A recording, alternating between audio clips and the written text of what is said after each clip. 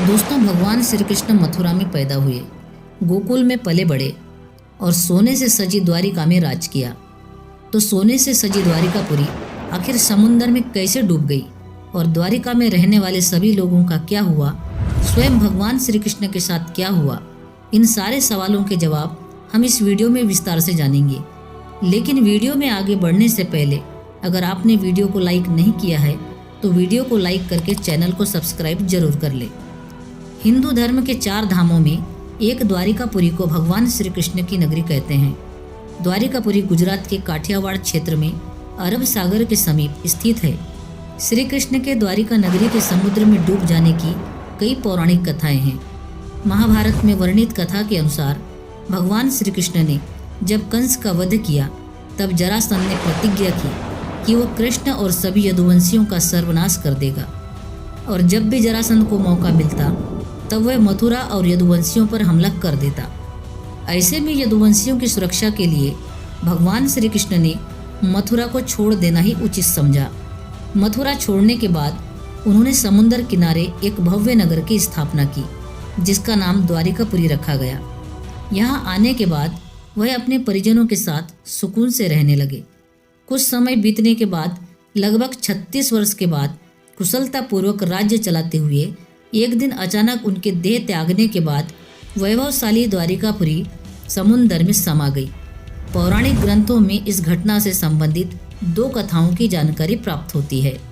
पहली, माता गांधारी द्वारा भगवान श्री कृष्ण को दिया गया श्राप, और दूसरी कथा ऋषियों द्वारा श्री कृष्ण के पुत्र सांब को दिए गए श्राप की। महाभारत युद्ध समाप्त होने के बाद महर्षि व्यास के शिष्य संजय ने जब गांधारी को बताया कि पांडव अपने साथियों और द्रौपदी सहित हस्तिनापुर आ चुके हैं तो उनको बड़ा मानसिक कष्ट हुआ। लेकिन जब उन्हें ये बात पता चली कि पांडवों के साथ श्री कृष्ण भी है तो वे तिलमिला उठी और उनका मन बदला लेने के लिए तैयार था।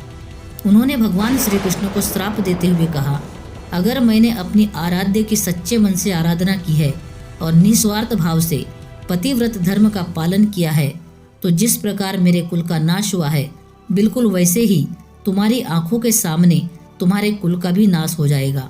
तुम्हारी ये भव्य नगरी द्वारिका समुद्र में डूब जाएगी। गांधारी के इतना कहने के बाद श्री कृष्ण मुस्कुराए और उन्होंने कहा, माता, मुझे इसी आशीर्वाद की प्रतीक्षा थी। मैं आपके इस श्राप को स्वीकार करता हूँ। और भगवान कृष्ण द्वारिका की तरफ चले गए। एक बार की बात है, महर्षि विश्वामित्र कंद और नारद जी द्वारका आए और भ्रमण पर निकले। वहाँ कृष्ण पुत्र शांब अपने साथियों के साथ मौजूद थे। उन लोगों ने ऋषियों के साथ मजाक करने की योजना बनाई, जिस काम में शांब को स्त्री का वेश धारण करके ऋषियों से पूछना था कि मेरे गर्भ से क्या उत्पन्न होगा। ऋषियों ने जब देखा कि ये युवक हमारा अपमान कर रहा है तो क्रोधित होकर उसे श्राप दिया कि श्री कृष्ण का ये पुत्र एक लोहे का मुसल उत्पन्न करेगा जिसके द्वारा तुम जैसे लोग अपने समस्त कुल का नाश करोगे। भगवान श्री कृष्ण और बलराम के सिवा सब लोगों पर उस मूसल का प्रभाव होगा। जब भगवान श्री कृष्ण को ये बात पता चली तो उन्होंने कहा, ये जरूर सत्य होगा। श्राप के फलस्वरूप सांब ने मूसल उत्पन्न किया। ये बात जब राजा उग्रसेन को पता चली तो उन्होंने मूसल को समुद्र में फेंकवा दिया और साथ में ये भी घोषणा करवा दी कि आज के बाद कोई भी मदिरा का उत्पादन नहीं करेंगे और जो भी व्यक्ति मदिरा तैयार करेगा उसे मृत्युदंड दिया जाएगा। इसके बाद द्वारिका में आए दिन कई घटनाएं घटने लगी। कभी तेज आंधी आती तो कभी चूहों की संख्या इतनी ज़्यादा बढ़ गई कि मनुष्यों से ज़्यादा चूहे दिखने लगे। गायों के पेट से गधे, कुतियों से बिलाव और नेवले के गर्भ से चूहे पैदा होने लगे। पूरी द्वारिका में अजीब सी घटना घटित होने लगी। जब भगवान श्री कृष्ण ने नगर में होते इन अपशगुनों को देखा तो उन्होंने सोचा कि माता गांधारी का श्राप सत्य होने का समय आ गया है, और फिर गांधारी के श्राप को सत्य करने के उद्देश्य से भगवान श्री कृष्ण ने यदुवंशियों को तीर्थ यात्रा करने की आज्ञा दी। भगवान कृष्ण की आज्ञा से सभी राजवंशी समुद्र के तट पर प्रवास तीर्थ आकर निवास करने लगे।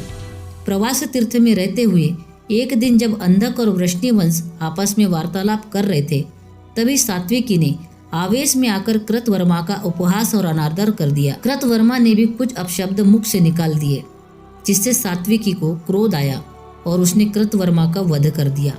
ये देख अंधक वंशियों ने सात्विकी को चारों तरफ से घेर लिया और उन पर आक्रमण कर दिया। ये देखकर भगवान श्री कृष्ण के पुत्र प्रद्युम्न उनकी सहायता के लिए दौड़े, लेकिन अंधकवासियों की संख्या ज्यादा होने के कारण उन्हें पराजय का सामना करना पड़ा और अंत में वे मारे गए।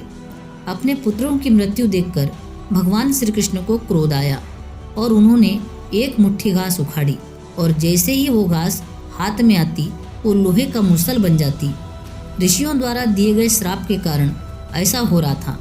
मुसल इतना ज़्यादा शक्तिशाली था कि उसके एक ही वार से किसी का वध हो जाता था और इस प्रकार यदुवंशी आपस में ही लड़कर मरने लगे। इसके बाद भगवान श्री कृष्ण का विशाल रूप देखने को मिला और उन्होंने सभी लोगों का वध कर डाला। अंत में श्री कृष्ण और उनके सारथी दारुक की शेष बचे। भगवान श्री कृष्ण ने दारुक से कहा, तुम इसी क्षण हस्तिनापुर जाकर अर्जुन को सारी बात बताकर उन्हें यहाँ लेकर आओ। इसके बाद श्री कृष्ण बलराम को उसी स्थान पर रहने के लिए कहकर अपने महल लौट आए और पिता वासुदेव को सारी बात बताई। श्री कृष्ण ने अपने पिता से कहा कि जब तक अर्जुन नहीं आ जाते तब तक स्त्रियों की रक्षा का दायित्व आप संभालिए, क्योंकि वन में बलराम प्रतीक्षारत है। मैं उन्हीं के पास जा रहा हूँ।